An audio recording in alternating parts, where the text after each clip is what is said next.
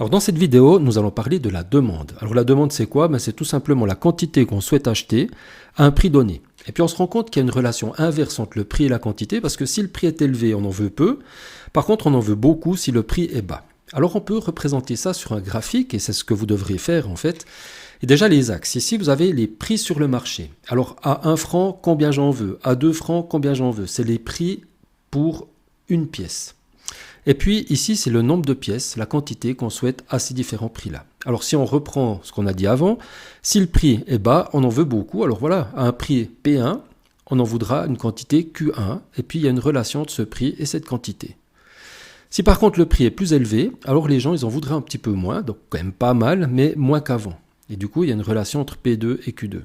Et au prix P3 correspondra la quantité Q3 qui sera encore plus basse parce que le prix s'est élevé. Puis si je prends un prix P4 qui est élevé, alors ça correspondra à une quantité faible parce que les gens commenceront à trouver ça un petit peu cher. Donc vous aurez compris que chaque prix, en fait, à chaque prix correspond à une quantité. Alors si maintenant je mets tous les prix possibles, j'aurai toutes les quantités possibles. Et puis en fait, qu'est-ce qu'on fait? On va se retrouver avec une droite qui est en fait une succession de petits points. Cette droite de demande, c'est toutes les quantités souhaitées aux différents prix possibles. Voilà, alors après, on va définir par exemple que le prix du marché est à P1, qui correspond à une quantité de Q1, puis à un moment donné, on pourrait imaginer que ça change.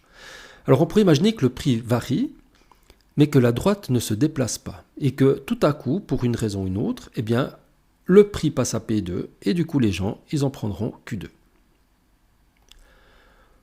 On peut aussi imaginer que le prix reste le même, P1, mais que tout à coup, pour une raison ou une autre, la quantité souhaitée à ce prix-là n'est plus finalement Q1 comme avant, mais Q2.